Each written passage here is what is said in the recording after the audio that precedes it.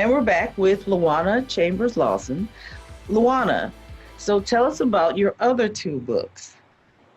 So the first one was from high school, and that was all about the talented 10th. So it was about W.B. Du Bois's talented 10th. And so I was basically talking about it in comparison to some of the other thought leaders of the time, Booker T. Washington and others, to really try to get down to what do we need to espouse when it comes to Black leadership? You know what I mean? Do we need to sit and think that, only the talented 10th is going to lead us to, I guess, going back to Africa and taking our rightful places? Or is it going to be like this sort of, stay where you are and do what you can where you are? And let that just be sort of your success quotient.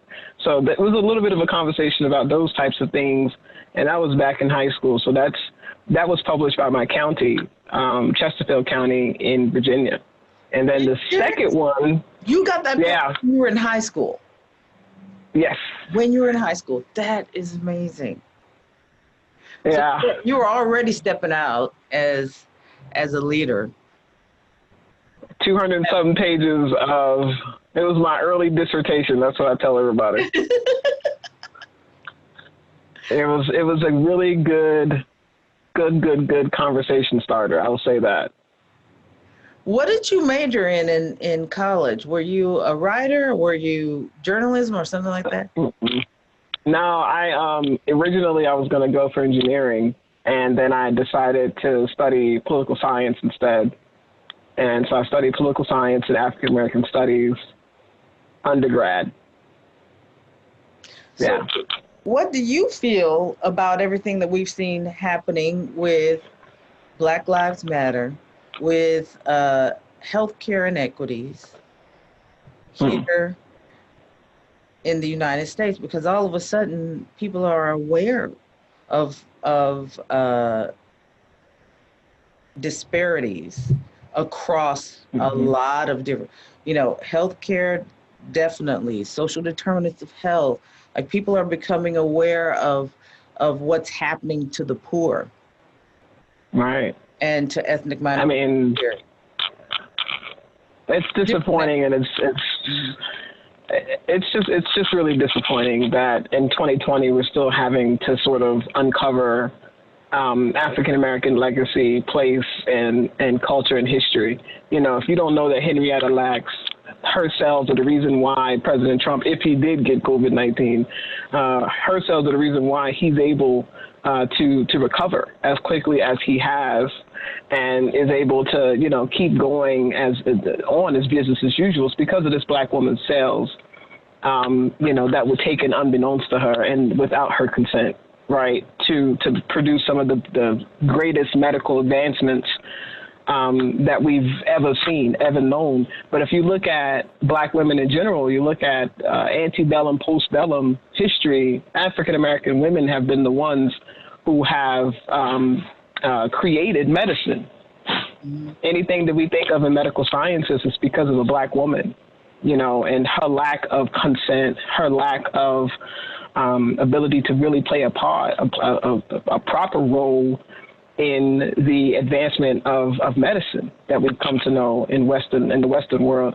So, you look at Black Lives Matter. I'm very proud of where we are today in terms of at least being able to say it, and folks not shy away from saying it. But we do need to move past saying it and actually move into action.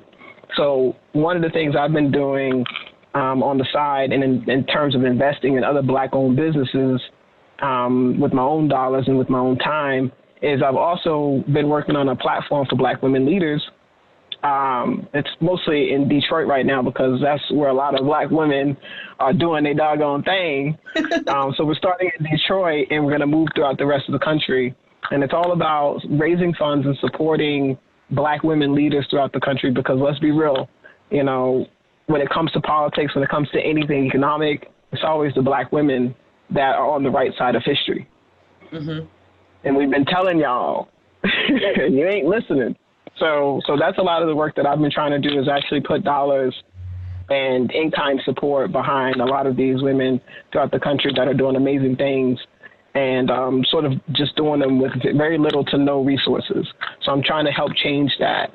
But yeah, that's what Black Lives Matter means to me is, you know, we have to be able to move past just recognizing the very real fact that the way that we live in this body and these bodies that we come up in, the experiences that we have are unlike anyone else's. No one else can really understand or relate unless you've had to walk in our shoes. And, you know, so recognizing that with Black Lives Matter is awesome. But the next part of that is, you know, unearthing all of the facts, unearthing the fact that the richest person in the world till this day was still Mansa Musa, you know, an African who would have been a trillionaire today, you know. So we have to recognize these facts and be able to accept them for what they are and empower the people that come from these lands, these nations that have been pillaged, that have been raped, that have been, you know, co-opted for other people's gain. And we have to be able to recognize that and try to repatriate and restore these places back to their original glory. What do you say to people that you see who take offense to Black Lives Matter? I tell them that they're short-sighted. If you see everything that's been happening to Black people historically in this country and you're not upset, then you ain't been paying attention. It's just that simple. You know, everyone that is saying Black Lives Matter is recognizing that police brutality, ghettoization of an entire population of people based on their skin color, prison industrial complexes that have been built on the backs of children of color, Black children specifically. I mean, if you're not paying attention and you take offense to Black Lives Matter, then you're just being willfully ignorant. You know what I mean? You're being willfully ignorant, and there's no place for that in 2020. This is the year of reckoning. This is the year, hopefully, of atonement. We have to move past, you know, this misplaced or the sensitivity to facts. You know, we have to move past that and move towards atoning, move towards recompensing and repatriation so that people are able to live their full lives. You know, everyone should be free and everyone should be liberated and everyone should be equal in this country, in this great nation that is made great by the contributions of African people. Well, I agree with you on that. And we also have to look at the fact that this nation was built from everyone. So our lives are important just as, and when we say that our lives are important, it's not just to diminish anyone else's life. It is to say these lives are important too. So let's value them. Let's not have someone kneel on somebody's neck for 8 minutes and 46 seconds and we just all move on from it. There is no just moving on from that. We have to pay attention to what that means and what that means for our sons. You know, the fear that people have for their sons and their daughters, that's real. And I'm happy to see that people are paying attention to this. I want to see us move towards policy change, so that we don't see things like that happening again, so that we are continuing to happen, and so that we have a different set of things that we're incensed about when in 20 years when my kids are in their 40s. You know, a different set of values. When we say that this is a just and equal society, then let's act like it. And let's embrace it. When we say that we're built on Christian values, then let's act like it. It's only in a vacuum, or only if you're this ethnic background or this race, or it shouldn't be It shouldn't be that way. That's what equality means. Everybody gets the same shake. So you've been listening to On the Record with Tiffany, and thank you, Luana, for coming on. Because Luana came on at the last minute. One of my guests canceled, so I ended up with this awesome interview with Luana. Thank you so much. It's a privilege. So you have a great week, and you all have been listening to On the Record with Tiffany. If anything you heard today about how to grow your business, if you want to check it out, go and check out Tacit Growth Strategies. Luana can help you out and help you learn how to write a good grant. Pick up her book when it drops.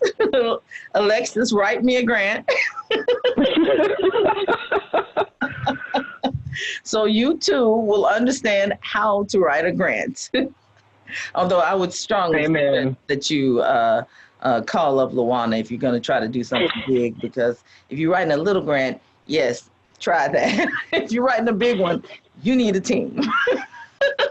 That's right. And you've been listening to On the Record with Tiffany. And you all come back, listen to us next week, because we're going to have Pantsuit Politics on. Two ladies, one on the left and one on the right. And they're going to show you how to come together and talk about politics with grace, mercy, and as Christians, as we should. You've been listening to On the Record with Tiffany, and you have a wonderful week.